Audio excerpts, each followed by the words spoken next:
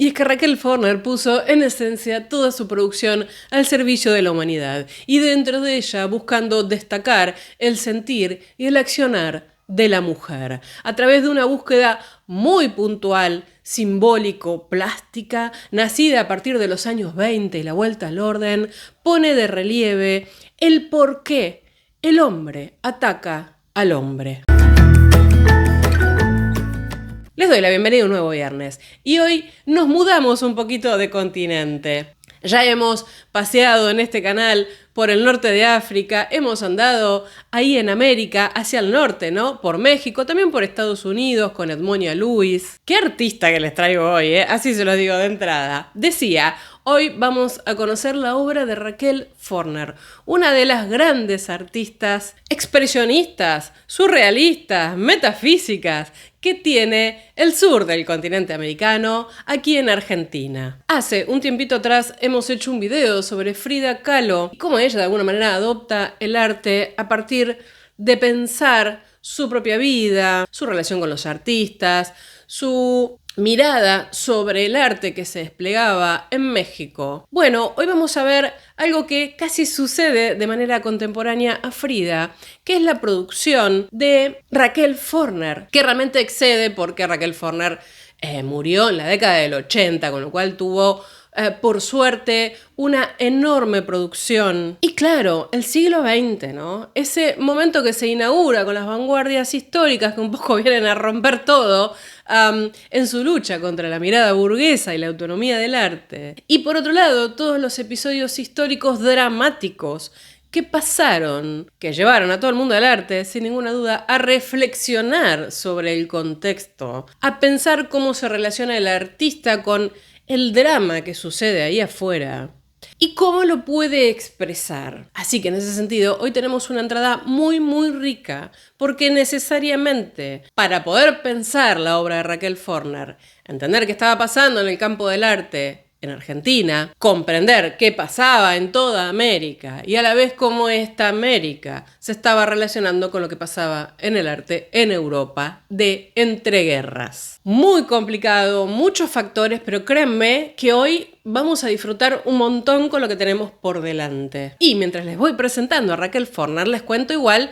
que por supuesto vamos a hacer un recorte de su obra. Dije que tuvo mucha producción. Ella nace a inicios de siglo, en 1912 en concreto, y bueno, tenía ascendencia española. Su padre directamente era emigrado de España, llegado de la provincia de Castellón, y su madre era descendiente de vascos. Esto nos plantea un panorama bastante especial, no solamente con la Forner, sino con muchos artistas de Argentina que mantienen un contacto muy pleno con lo que estaba pasando en Europa. Y antes de continuar con algunos datitos biográficos de ella que nos permitan entrar a su obra rápidamente, porque tenemos un montón de cosas para ver hoy, quiero definirla y citarla a través de una colega suya, Nora Iniesta. Raquel Forner fue una artista extraordinaria en todo sentido de la palabra, adelantada a su tiempo. Sus pinturas mostraban ya otros mundos, otras realidades, una iconografía particular, propia. La conocí, infaltable ella, en las inauguraciones de la Galería Jacques Martínez, por entonces su galería, en Florida al 900, a pasos de la Galería del Este.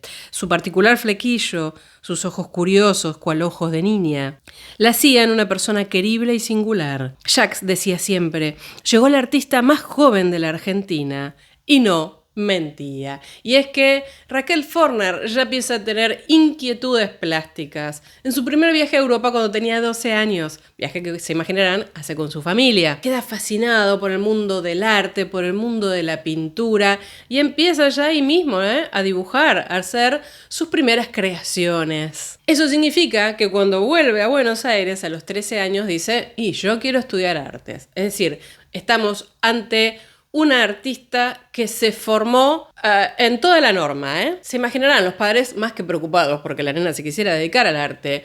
Pero bueno, tienen que darle salida a esa inquietud. Y ella hace como un recorrido, relativamente diferencial. Porque se inscribe en las clases para señoritas y hace sus primeras herramientas de formación en la Escuela de Artes Decorativas e Industriales Perugino. ¿Por qué? porque los padres preferían eso antes que la institución oficial, es decir, la Academia de Bellas Artes de Buenos Aires, en la medida en que la academia se estudiaba al desnudo. Ella va a pasar a la Escuela de Bellas Artes oficial, digamos, recién cuando llega a la mayoría de edad. Y de hecho, egresa de la Academia Nacional de Bellas Artes con el título de profesora de dibujo en el año 1922. Por supuesto, se imaginarán, ella tenía una mirada bastante crítica, ¿no?, de cómo era la enseñanza oficial, como pasó con todos los artistas respecto de las academias, tanto en Europa como también en América. En tanto que le parecía que no había estímulo, ¿no? Era todo como hacer un calco, copiar esculturas, enseñar predominantemente dibujo. Ella se quejaba, decía, che, dejan de lado la pintura. Y ni hablemos de la pintura moderna, lo que venía en ese momento ya desarrollado por las vanguardias históricas. Imaginan que en la Academia de Bellas Artes no habían cubismo. Ahora, ¿cómo entrar a la obra de Raquel Forner y cómo entrar a la obra de muchos artistas del siglo XX? Porque la gran mayoría plantea el mismo problema. Quiero decir, ¿cómo se periodiza? Lo hacemos por un sentido cronológico y tendríamos que explicar demasiado cada instancia. Con lo cual, el tema de la periodización en términos cronológicos, bueno, yo creo que no es tan jugosa. En el caso de la obra de Raquel Forner, ella trabajó por series temáticas, que es la forma en la que habitualmente se abordan sus obras. Algunos también, sobre todo en las últimas décadas, han propuesto abordar su obra por su simbología. Es decir, así como pensamos en algún momento a Chagall, tomar uno de sus motivos y ese motivo ver cómo se refleja a lo largo de toda su producción, que es una mirada bastante profunda e interesante, les voy a decir, ¿eh? Yo, como es la primera vez que estamos hablando de esta artista, armé como 3 bloques para tratar de conocer un poquito su obra temprana, es decir, ver cómo esta mujer ya se planta de lleno en el mundo del arte. Luego, tomar el bloque más grande, que se corresponden con solo 2 de sus series, estoy pensando porque traje algunos ejemplos de otras, pero solo 2 de sus series, las que desde mi punto de vista son más jugosas, más interesantes para entender este momento histórico. Y finalmente dejar planteado al menos lo que serían las series correspondientes con su última producción, con su consagración internacional, como para poder volver a ella en algún otro video de acuerdo a lo que ustedes me planteen en sus comentarios. Para resumir la idea, vamos a conocer a la Forner que se planta, que irrumpe en el mundo del arte con su lenguaje, con su carácter, con sus temas, en relación a lo que se llama dentro de ella el gran ciclo terrestre, es decir, con todo lo que tiene que ver con lo que sucede en la Tierra entre humanos, porque luego de su consagración internacional, ella abordará nuevas inquietudes que tienen que ver con el ser humano y el espacio. Entonces, primer subtítulo, la escena pública. Estamos en 1922. Raquel Forner egresa como profesora de dibujo, algo que ya comentamos, y comienza a producir obras para presentar. Una de sus primeras obras que se conserva, algo que ya les tengo que comentar, es esta Barcas en 1922. Noten ustedes cómo ella buscaba esto de el óleo, la pintura. Egresa de la academia, en donde se focalizaba fuertemente el dibujo, y ella ya busca fuertemente la cosa plástica en el sentido de pintura, de ponerse radicalmente, ¿no?, del lado del color y de la pintura. Bueno, empecemos a relacionar esto con su viaje a Europa. Allí ella había visto todo lo que estaba pasando, sobre todo en Francia, ¿no?, y en Italia. Es decir, por un lado, el movimiento Fauve, los Fauve, estos con los colores tan radicales, ¿no?, que hacían escándalo en las galerías parisinas, el futurismo en Italia, el apogeo del cubismo también. Es decir, muchos estímulos que apostaban a un nuevo análisis de las formas y en algunos casos a materializar esas formas a través del color, como podemos pensar en los Fauve.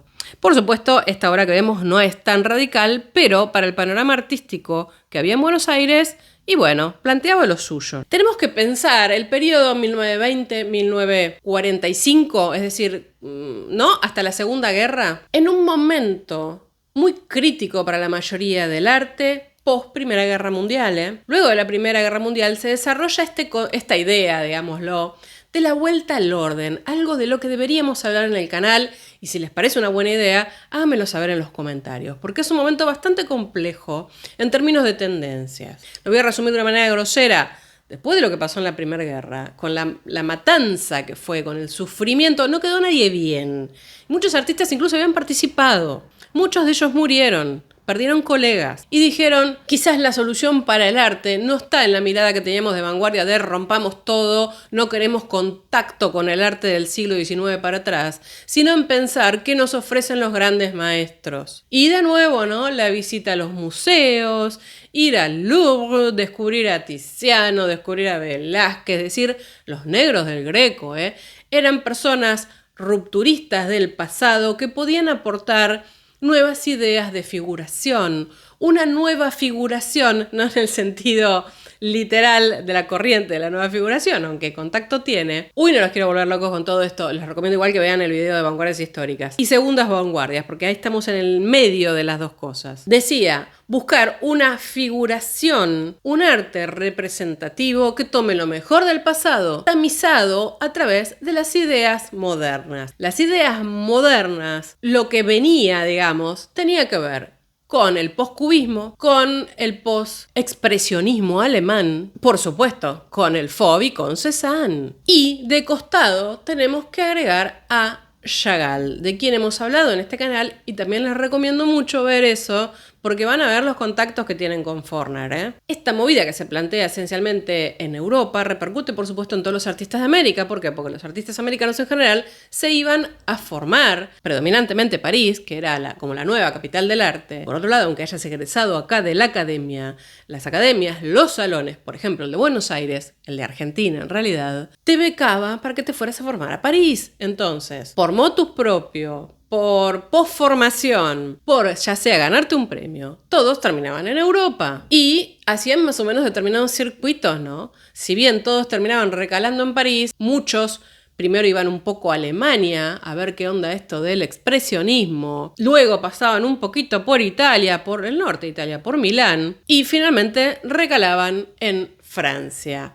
¿Por qué Alemania? Y porque se buscaba superar la idea de las corrientes impresionistas. Impresionismo, Francia. Expresionismo, Alemania. De esta manera, a partir de la década del 20, se busca fundamentalmente en todo el mundo del arte, digamos, de los nuevos, de las nuevas generaciones, ya sean americanas o europeas, trasladar eso que ya se había consagrado, es decir, el cubismo ya consagrado, la calidad poética del surrealismo, tratando de correr lo más radical de todo esto y crear unas formas figurativas que permitan dar cuenta de lo que estaba pasando en el mundo y de cómo el artista se conecta con ese mundo. Picasso fue una figura fundamental en todo esto, porque se pensaba que la imagen, el arte, tenía que de alguna manera ponerse de acuerdo con los nuevos tiempos, no solo rechazarlos. Y también, por supuesto, se abren ahí corrientes muy sensibles para con esta era de la máquina, ¿no? Y con el proletariado. Pensemos en la Bauhaus, ¿no? A partir de todo esto, bueno, cada artista y un poco seguirá su camino, su propia búsqueda. Es decir, no todos tienen que pintar igual, sino que tomando como este sustento base, desarrollar, crear a partir de. Con esto quiero decir, hubo idas y vueltas y un montón. Así como en los años 20 se piensa así, en los años 30 aparecen de nuevo todos los defensores del constructivismo, de la abstracción y dicen, no, basta, rompamos con el mundo una buena vez. Se imaginarán, ¿no? Pero esencialmente lo que marca la producción de Raquel Forner tiene que ver con este periodo de la vuelta al orden de los años 20 y con tratar de lograr composiciones de calidad que apuesten a una mayor armonía, a una mayor claridad sin renegar de las ideas modernas. Complejo, ¿eh? Este cierto programa moderno, por llamarlo de alguna manera, bueno, repercute en muchos artistas argentinos, como dije, muchos de los cuales se van a desarrollar ampliamente su formación a Europa. Alfredo Gutero, el gran maestro Lino Eneas Pilimbergo, In Love, La Forner y unos cuantos otros que vamos a ir trayendo a colación por esta intensa relación que tuvieron todos estos artistas, ¿no? Nucleados en lo que se llamó el Grupo de París, algo que les prometo que les voy a resumir un poquito más adelante. ¿Por qué? Porque vamos a seguir viendo ahora ya mismo obras de Raquel Forner, para eso estamos acá.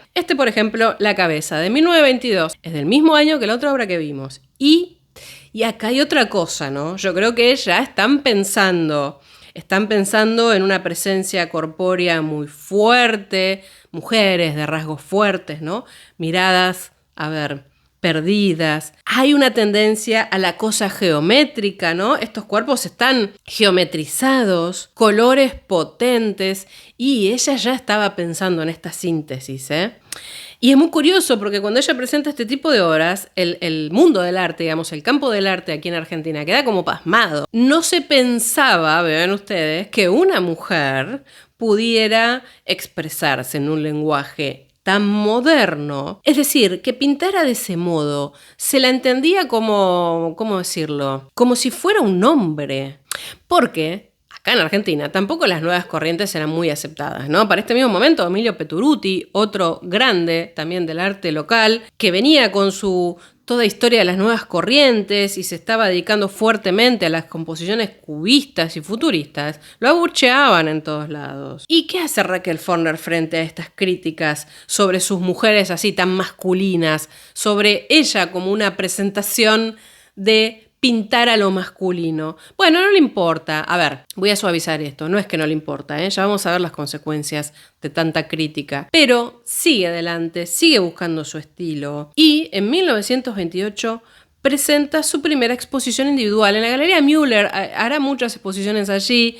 El circuito de Argentina, me detengo un segundo, tenía que ver por supuesto con el salón de la academia, como pasaba en casi todos los países, y también con las galerías, ¿no? Galerías que iban dando oportunidades y que un poco estaban, en la avanzada, ¿no? Raquel Forner aprovechará estos espacios para seguir desarrollando su arte y exponer constantemente, ¿eh? Eso no quita que estos artistas insistentemente mandaran obras al salón. Ya vamos a ver las tramoyas que se armaban con eso, ¿eh? Y de hecho, a través de estas exposiciones en galerías y a través de su presencia en el salón, con obras aceptadas y con obras rechazadas, empieza a obtener buenas críticas. Les voy a leer algo. Hoy tenemos bastante material, por suerte. Bueno, quizás porque es una época más cercana y hay bastante registro. Decía, hoy tenemos mucho material de la crítica. Es una de las pintoras que sobresalen notablemente de entre sus coetáneas y también de entre la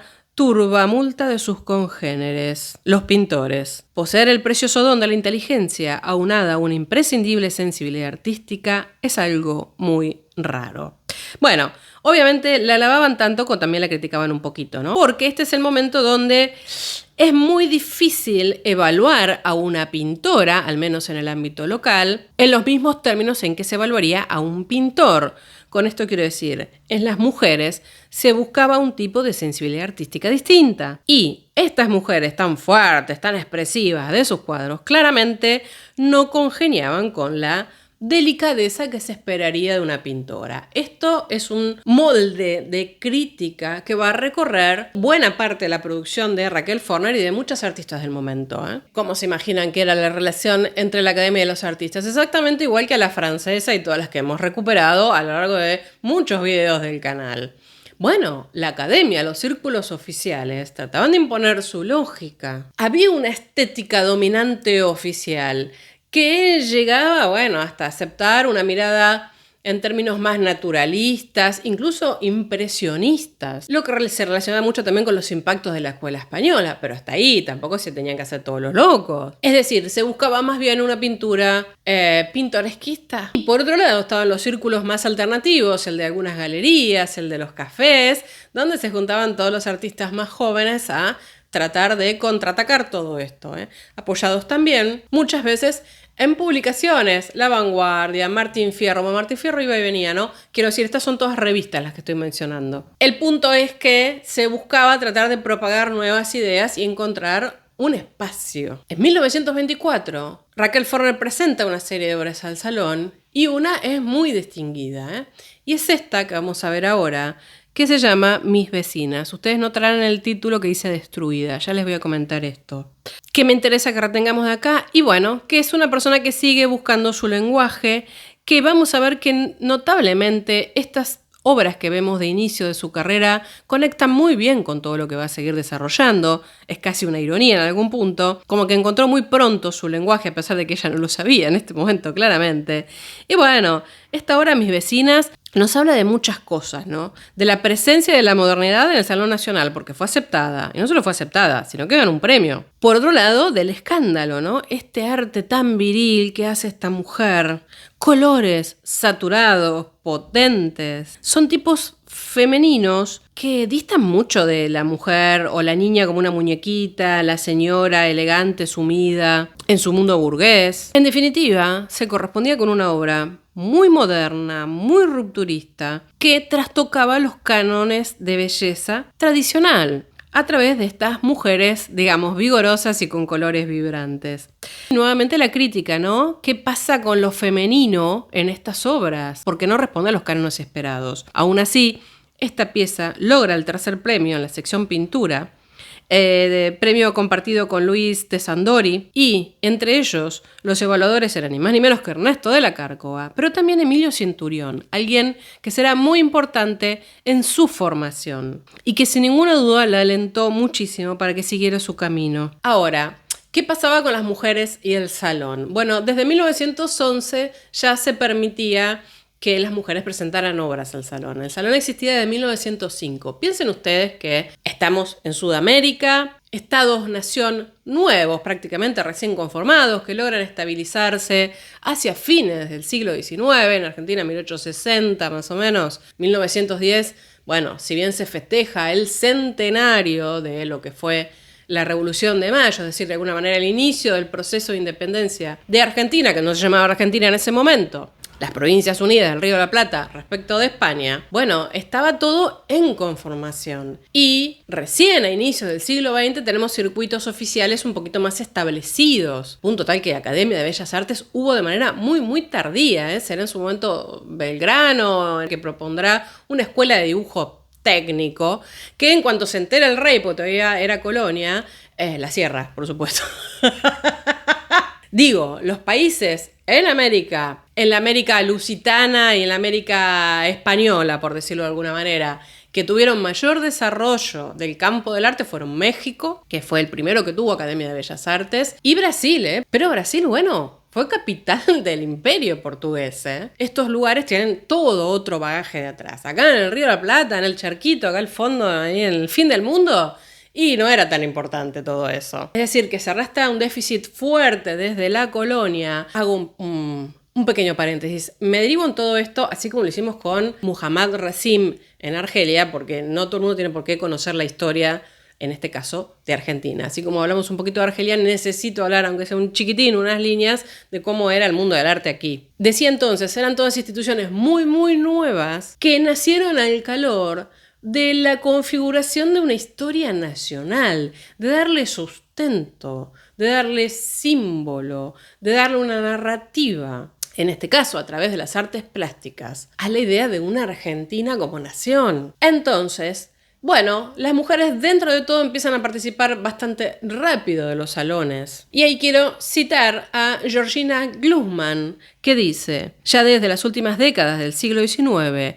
las mujeres artistas comenzaron a gozar de una cierta visibilidad en el campo artístico local. En efecto, el periodo de entre siglos fue singularmente rico en lo concerniente a su actuación. La educación artística para las mujeres se expandió de modo notable en el periodo finisecular y en las primeras décadas del siglo XX. La Academia Nacional de Bellas Artes, con un perfil claramente profesional, fue un sitio de enorme importancia para las artistas. Y ella toma, ¿no?, casos de estudio, dice, bueno, la mayor parte de las artistas realmente se formaban aquí en Buenos Aires. En el caso de la Forner, no solamente se formó en Buenos Aires, sino que terminará viajando nuevamente a Europa para ampliar y completar su formación. De hecho, si empezamos a Raquel Forner dentro de, vamos a buscar la manera más tradicional en que se ha esquematizado, digamos, los distintos momentos de la historia del arte en Argentina, a partir de la obra, digamos, de José León Pagano, ¿no? Él es uno de los primeros que empieza a desarrollar la historia del arte en el país. Él un poco esquematiza y dice, hay como 4 momentos del desarrollo de las artes en Argentina. Como un periodo de los precursores, que es el primer periodo. Luego vienen como los organizadores de todo un sistema, de todo un campo del arte,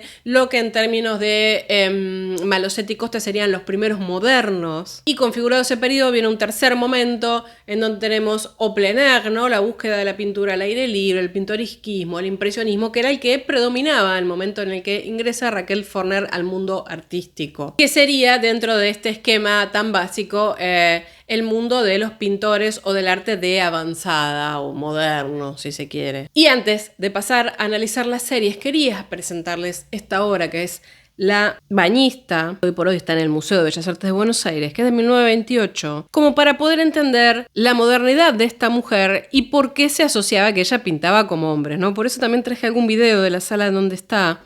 Yo cada vez que veo a Forner pienso mucho en Spilimbergo, pero acá, por ejemplo, podemos verlo en comparación con la obra de Jorge Larco, es decir, todo lo que estaba pasando, ¿no? Al fondo lo vemos a Fujita y estas mujeres pensativas, solitarias, presentes, con mucho cuerpo, herederas un poco de cierta geometría cubista, con ese delineado tan potente, tan expresivo también en algún punto. Nos habla de cómo entra, ¿no? En su síntesis geométrica, colores, expresión, al mundo de las posvanguardias. Sin ninguna duda, también cuando ven estas obras están pensando en Cézanne. Todas estas influencias van a aparecer recurrentemente en las obras de Raquel Forner, ¿no? ¿Y por qué ella, estando ya en Buenos Aires, captaba todo esto? Bueno, porque había un contacto muy fuerte también con Europa. Llegaban información de las vanguardias, de la nueva sensibilidad, de las generaciones jóvenes, llegaban catálogos, había mucha gente que viajaba todo el tiempo, iba, traía material, es decir, había un contacto realmente pleno. Algo que termina decantando en que en 1929 ella viaja a Europa. En esencia fue un viaje familiar, no solamente un viaje de estudios. Estuvo en España, estuvo en Italia y también estuvo, por supuesto, en Francia, en donde se quedará un par de años.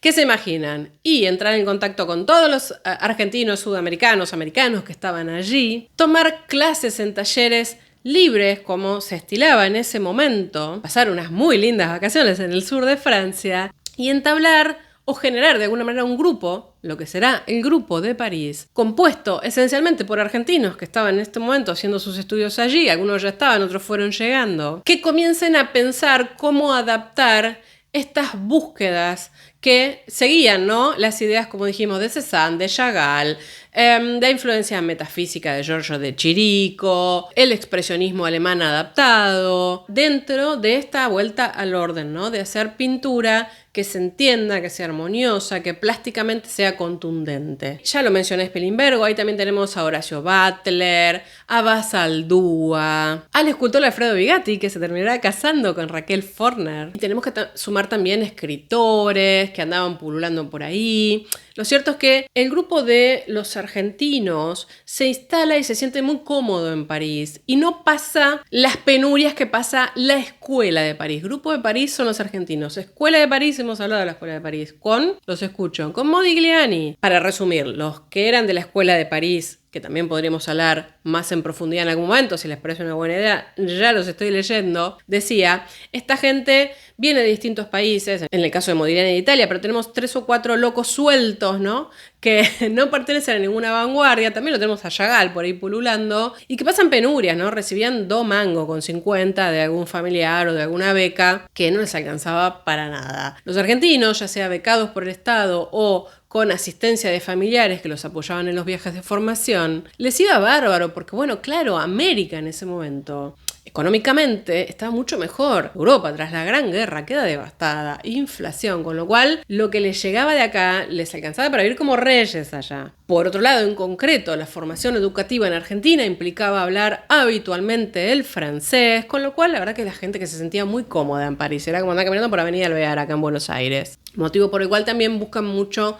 conocer Alemania, ¿no? Para hacer un poco de contraste. Y este grupo de 5 o 6 pintores, artistas y literatos, bueno, van para todos lados, ¿no? Van al Louvre, después se van de vacaciones al sur de Francia, pero se cansaban de visitar museos para tratar de captar lo que podían aportarles los maestros del pasado. A su vez se juntaban, no sé, con los mexicanos, andaba Rivera también por ahí, Orozco. Es muy gracioso, ¿no? Porque en un momento, claro, la Forner estaba con la familia y la hermana. Llegan a París y ya estaban todos en el sur y se ve que estaba media embolada, pobre mujer, de estar con sus padres, que no la largaban en ningún momento.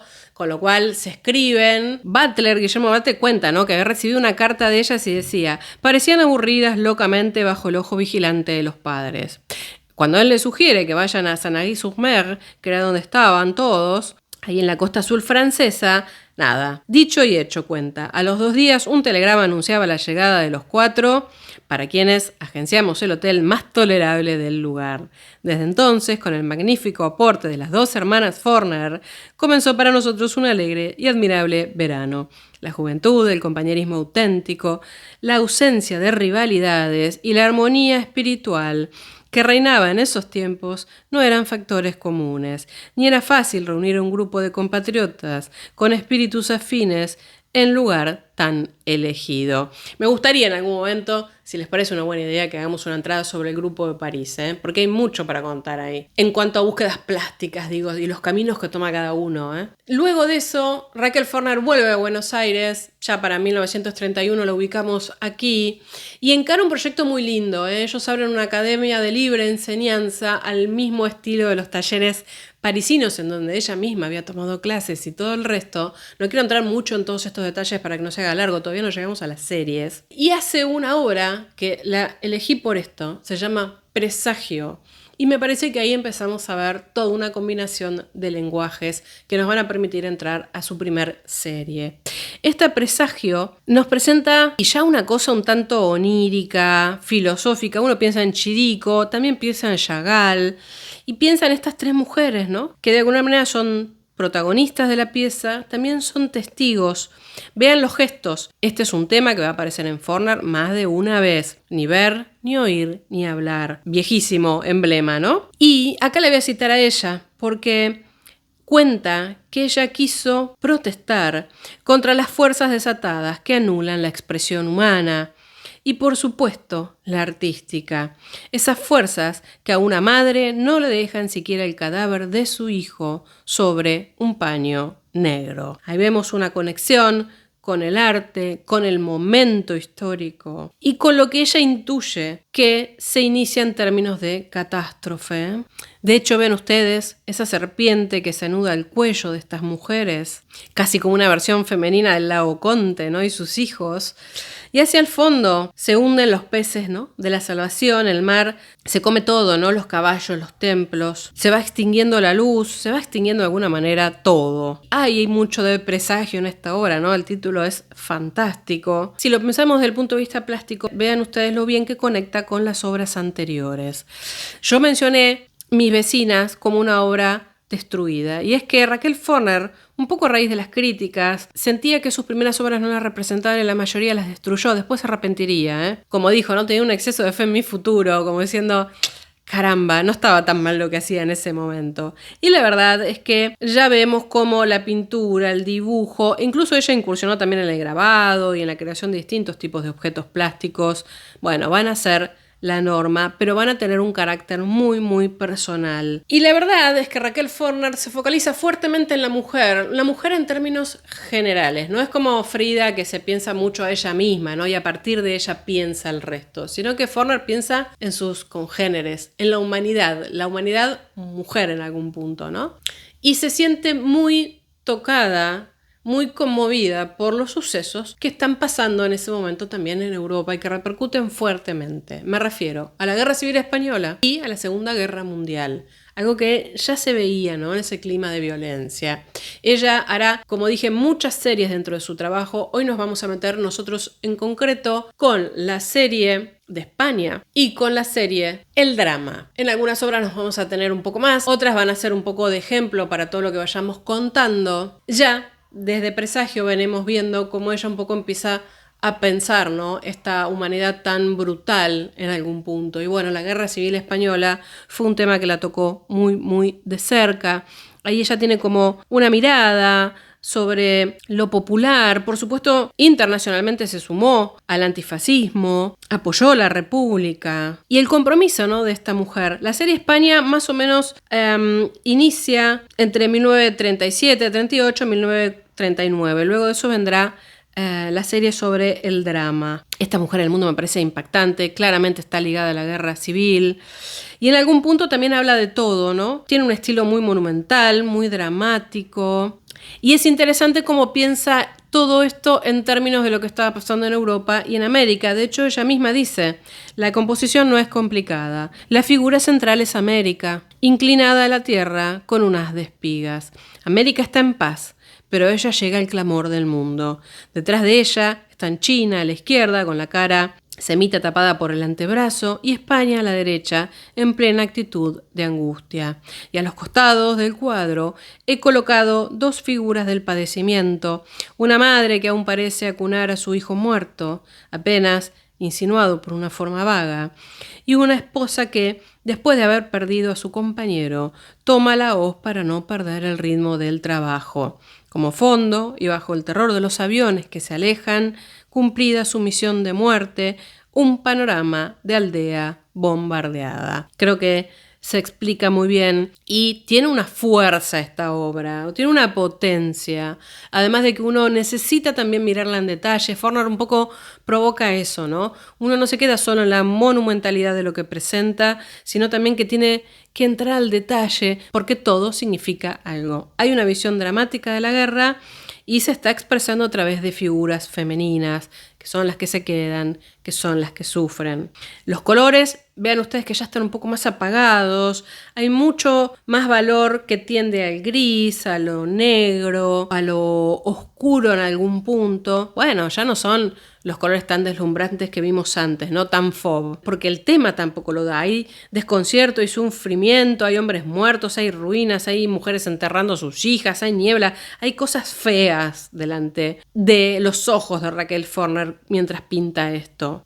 Ella misma cuenta, como mujer y pintora he tratado de unir al tema que más me angustia lo más puro de mis experiencias de artista.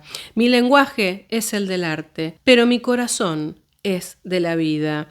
Esto es fantástico, ¿no? Es esta mujer que vive en carne propia lo que no necesariamente está experimentando porque está tranquila, porque está en América y un montón de cosas, pero la cosa solidaria, la mirada que aúna a toda la humanidad, es Cross. Toda su obra, como lo dije al inicio. Seguimos avanzando esta pieza, ¿Para qué?, ¿no?, de 1939, también de esta serie. Bueno, estamos ante lo patético, estamos ante lo sufriente, en términos violentos, en términos trágicos. Los personajes se desgarran delante de nosotros. Estamos de nuevo ante mujeres que sufren, pero que tienen un cuerpo presente. Realmente estas piezas y estos colores son increíbles, ¿no? Vemos esa luna de fondo, es una suerte de nocturno, un tanto onírico, un tanto metafísico. Porque, como ella dice, pinto lo que siento, no busco eludir el tema. Este me aparece como un imperativo que no puedo ni trato de eludir. ¿Puede la realidad copiar lo imaginado? ¿O imaginamos lo que existe y desconocemos?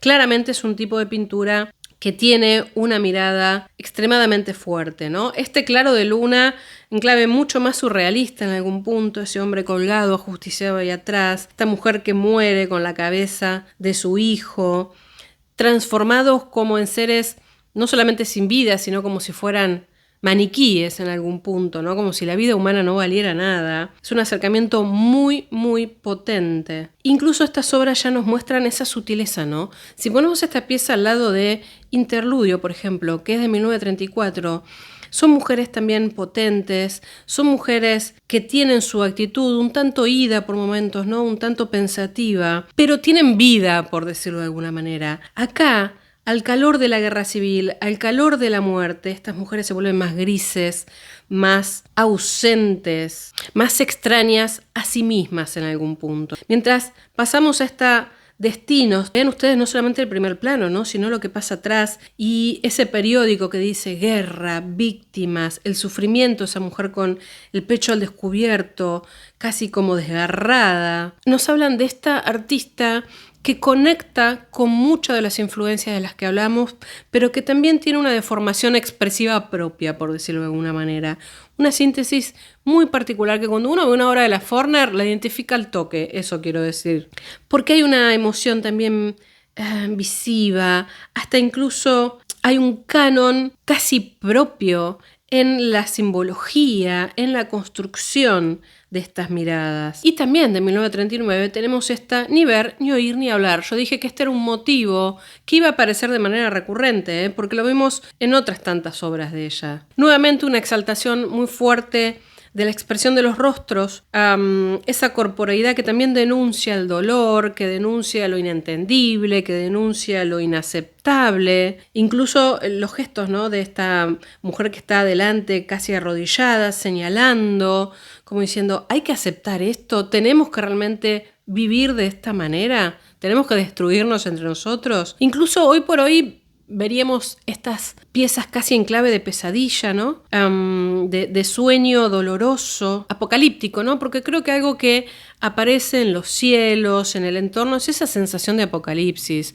es esa sensación de que todo se termina. Todas estas piezas de alguna manera conforman un universo, por eso son una serie, que hacen mucho al universo forneriano, ¿no?, por llamarlo de alguna manera, ya que ella busca esta trilogía testimonial más de una vez. Creo que en ese sentido el trabajo sobre la construcción de los cielos, sobre lo que no he leído mucho de Forner, pero más allá de las figuras femeninas y esa presencia tan corpórea, tan potente, cómo se unifican las series a través de los cielos, ¿no?, a través de esos colores apocalípticos, es muy muy patente desde mi punto de vista.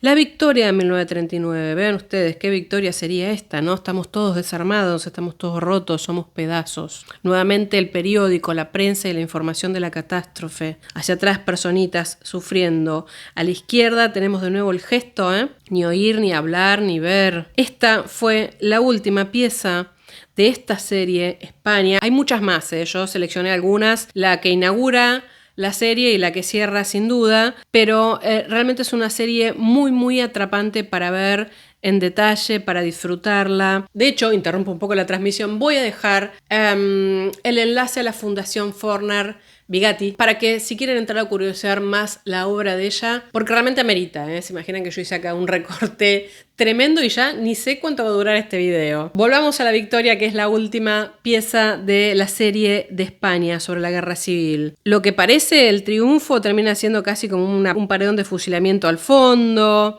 es decir, sigue la muerte, sigue la violencia. Como dije, ¿no? Por un lado, en el piso tenemos este periódico y una mano que tiene un manojo de trigo, ese pie ahí apoyado. Y lo que para mí sigue destacando, que es esta perspectiva como atmosférica, ¿no?, que nos mete en un ámbito que no nos da mucha idea de victoria. Esta victoria en realidad en la que todos salieron perdiendo, ¿no? Y esta mujer mutilada que queda ahí en esa suerte de altar que no sabemos cómo se va a terminar rearmando. Por otro lado, en el cielo, algo que no mencioné, tenemos el sol y la luna a la vez, ¿no? Que honestamente no tenemos muy en claro si nos invita a algún tipo de esperanza. De hecho, les quiero citar acá la descripción que hizo Burucúa, José Mía Burucúa y Laura Malosetti Costa juntos, ¿no?, en Iconografía de la Mujer y lo Femenino, la obra de Raquel Forner. Última pieza de España, reaparece el ni ver, ni oír, ni hablar, a un costado de esa suerte de altar o retablo, donde se yergue una escultura de mujer mutilada sobre los fragmentos de un pie y de una mano, que todavía sostiene una espiga de trigo. Del otro lado del monumento en ruinas tiene lugar una visitación sin esperanza y varias ejecuciones.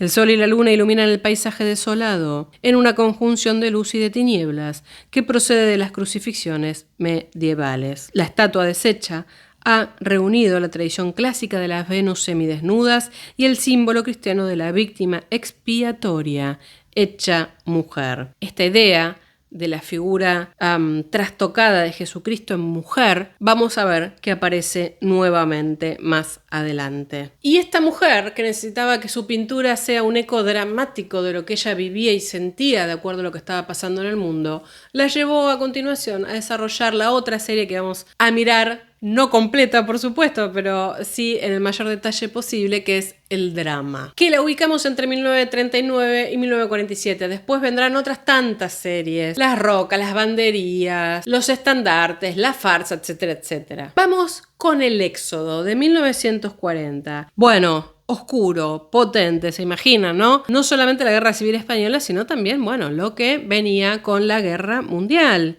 con la Segunda Guerra Mundial. Esta obra ella la pinta con motivo de la caída de París, imaginan lo que debe haber sido para toda esta gente, y tenemos composiciones bastante más enriquecidas, ¿eh? Por eso es interesante seguir todas las series de Forner, la verdad. Hay más integración de planos, vean ustedes que ya no es un primer plano y un segundo plano y nada más, tenemos distintas instancias, en todo sucede algo, hay más profundidad en las cosas. Esta mujer apoyada en un pedazo de muro, a donde puso ella un propio manto, ¿no? Para de alguna manera protegerse, bueno, extiende la mano casi inútilmente, ¿no? Porque se está despidiendo de alguien que no llegamos a ver que también le extiende la mano. Es como lo inevitable de la muerte. De fondo, de nuevo, paracaidistas, vamos a ver que es un motivo que surge bastante. Paracaidistas son los nuevos Ícaros, para Raquel Forner. De hecho, tiene una obra en ese sentido. Solo que lo que hacen estos paracaidistas es portar la muerte, la desgracia, sobre las ciudades que se abalanzan. Ajustician, matan a personas indefensas y dejan los lugares en ruinas. Colores oscuros, un poco más sombrío incluso que en las series anteriores, ¿no? Nos permite pensar un poquito más en el Greco en algún punto. Y creo que se nota que estamos ante una mujer con una técnica mucho más madura, ¿no?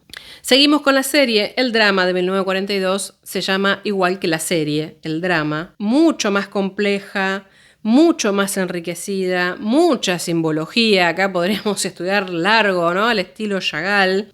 Pero es de alguna manera una síntesis de distintas piezas que integran las series de ella, ¿no? Podríamos resumirlas en El dolor humano. Hay una serie de dibujos preliminares, bueno, sencillo pero también muy monumentales, ¿no? Como dibujaba ella, que voy a tratar de pasarles por aquí algún ejemplo. Pero acá estamos ante una pintura, que de nuevo la podemos poner en contexto en sala, por eso hice algún video. Decía, estamos ante una pintura que tiene un nivel de complejidad, junta muchas ideas, y varias mujeres protagonizan el primer plano, con estímulos bastante particulares, ¿no? Hay un retrato roto ahí adelante, con un mundo adelante, con pedazos de miembros, manos en este caso. Ahora, esa mano, si la miramos en detalle, tiene las llagas de Cristo, y está casi apoyado sobre ese globo terráqueo, ¿eh? Por lo demás, hacia el fondo, todo es desolación, cuerpos consumidos, la humanidad está ahí encarnada en la muerte, árboles quemados, tierras destrozadas, sin posibilidad de que nada crezca, y una atmósfera que se respira como si hubiese terminado de suceder un bombardeo en la escena, ¿no? Y hablamos de esa mujer que sufre como Cristo. Yo creo que esta obra se las presenté cuando hablamos de Frida en algún momento. Este retablo del dolor es una obraza, ¿eh? Está en el Museo Nacional de Bellas Artes también de Buenos Aires. Esa tela rasgada como si fuera al modo del manto de la Verónica. Y la crucifixión de Cristo, Cristo hecho mujer. Cuando la humanidad atraviesa estos momentos trágicos, el artista, consciente de la crisis cultural actual y del inmenso dolor del mundo en que vive, siente también la necesidad de volcar en sus obras la inquietud y la angustia que lo sacuden interiormente, respondiendo así al imperativo de su hora y de su conciencia. La potencia de esa tela rasgada y las mujeres, ¿no? En el primer plano, pequeñas ahí mirándolas, también como suplicantes, dolorosas, llorantes, una suerte de árbol esquelético con ramas un tanto antropomórficas en algún punto que sostienen la tela, ese cielo oscuro de fondo, de nuevo los cielos en la Forner, es realmente pavoroso. Y esas figuras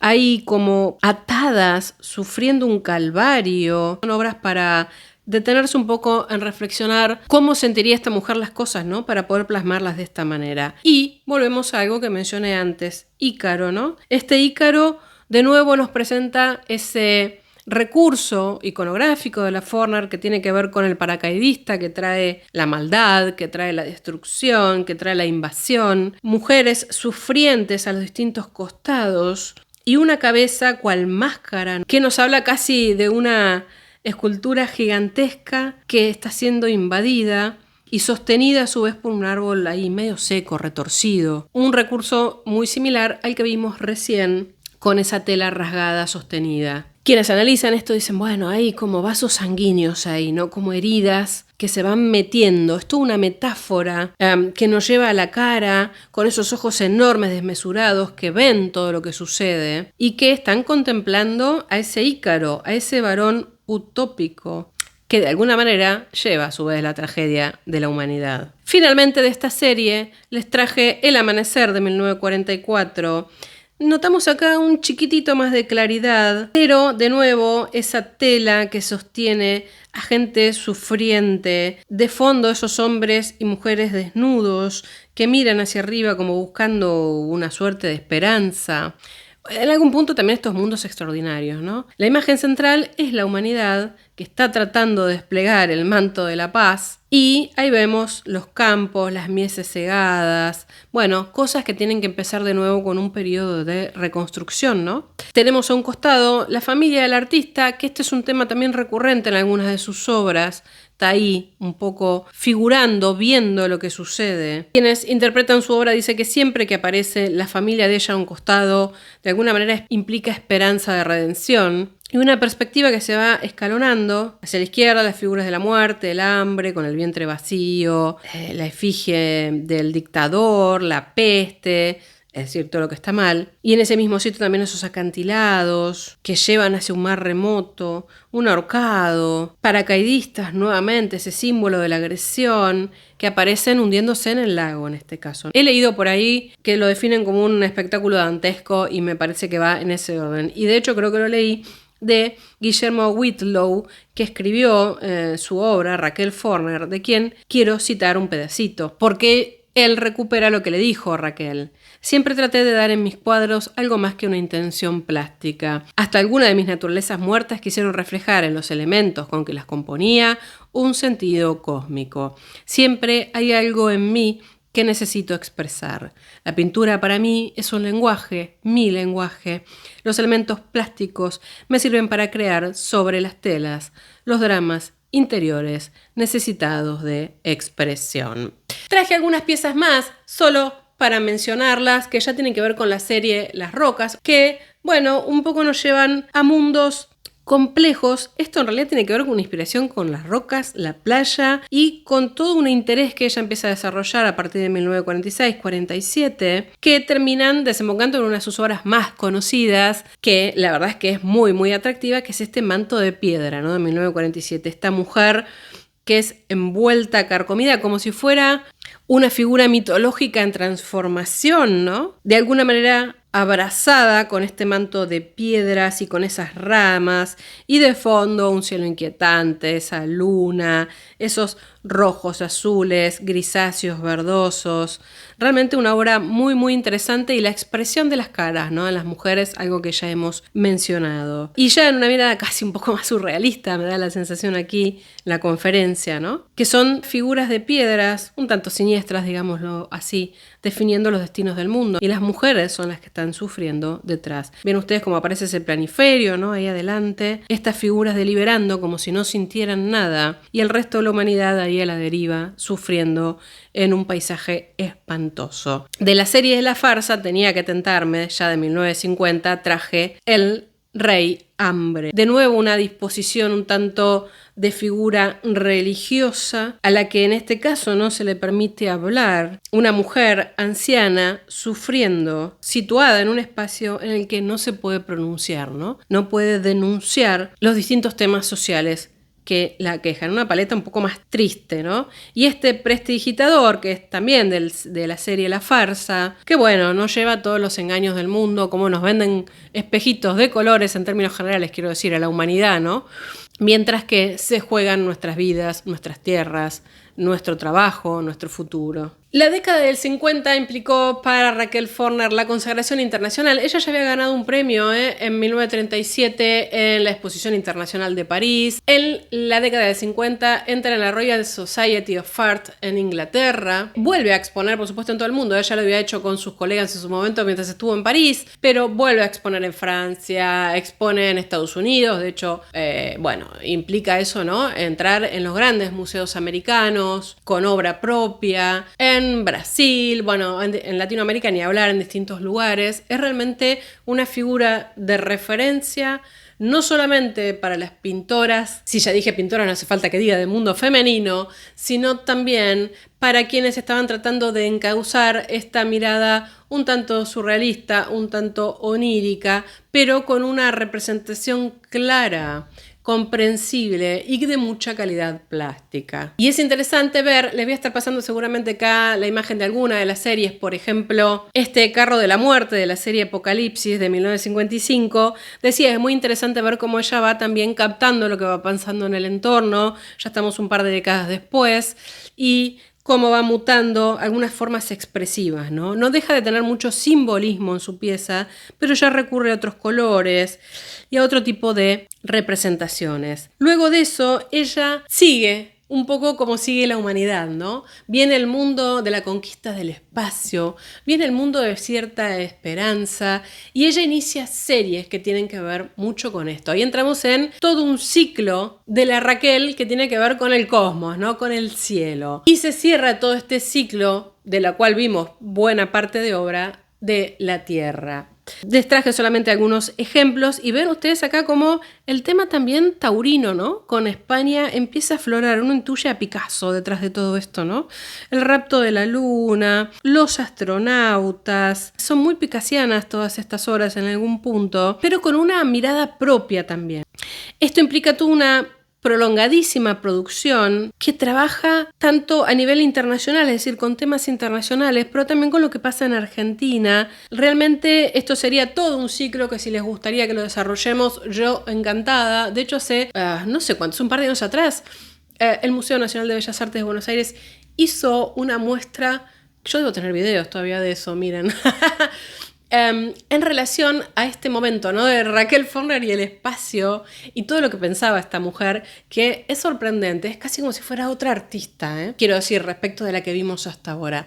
Plásticamente cambia muchísimo. Entonces, para acercarnos al final y tratar de cerrar un poco tantas ideas de las que hablamos hoy, porque sé que les debe haber quedado la cabeza así con tantas influencias, corrientes y cosas, que bueno, el siglo XX un poco es así, ¿no? Es muy difícil encuadrar a Raquel Forner en una, tendencia única. Ella hizo su búsqueda y uno empieza a ver, lo hemos ido mencionando, ¿no? Un poquito de esto, un poquito de aquello, un poquito de lo otro. Lo que sí creo es que tenemos todo un ciclo muy, muy importante en relación a su ciclo terrestre, que nos habla de la relación de ella como artista con la humanidad, con los hombres, con las desgracias sociales, con las mujeres. Todo muy concreto, muy claro en algún punto, caracterizado en cada una de las series. Distinto será el mundo mitológico de los cielos que viene después. Por otro lado, estamos ante una mujer con una formación excelente, que sabe usar sus recursos de acuerdo a lo que quiere transmitir, que tiene, vean ustedes las visitas, ¿no? Las revisitas a la figura de Cristo crucificado, al Gólgota, a la imagen religiosa, a la imagen mitológica a través de Ícaro.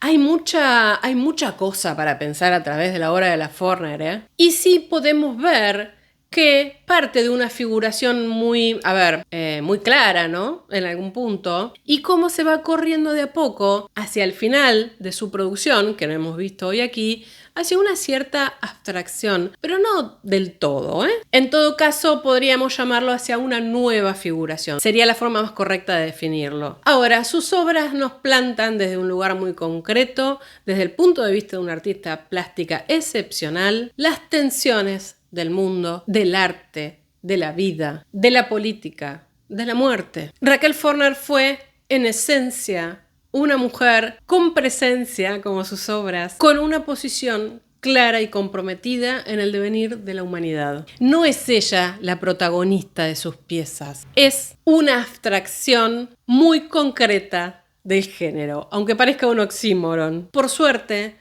fue una mujer, a pesar de las críticas. Yo hoy retomé poco esto porque si no se iba a ser larguísimo. No saben todo lo que me salteé, ¿eh? Me excedí preparando material. Pero podemos volver a Raquel Forner en cuanto me lo digan, ¿eh? Decía, más allá de las críticas, fue una mujer muy valorada desde que incursionó en el mundo del arte. Fue un emergente absolutamente destacado. Cuando me enfrento a una tela en blanco, comienzo la aventura maravillosa que es para mí la creación de una obra. Me siento inmensamente feliz y privilegiada, dijo alguna vez Raquel Forner. Hasta aquí la entrada del día de hoy. Estoy un poco emocionada, porque se imaginarán que no fue casual, siendo yo argentina, elegir a una pintora, a una artista mujer, para hablar por primera vez de alguien de este país. Como fuera, la obra de Forner trasciende las fronteras lejísimos. Ya ustedes me harán sus comentarios. Por supuesto, quisiera saber si conocían a esta artista o alguna obra de ella. ¿Qué opinan de la producción que llegamos a ver? Que, como dije, es solo una parte. Y para que no se haga esto muy largo, les digo, si les gusta este contenido, acompáñenme con un like. No olviden de suscribirse al canal. Dejo mis contactos de redes y la página web. Y, por supuesto, desde ya seguiremos recurriendo más de una vez a artistas de, otros ámbitos que no sean exclusivamente el europeo. Este es un ciclo que ya inauguramos hace casi un año atrás, que vino para quedarse, ¿eh? Nos vemos el próximo viernes. Adiós.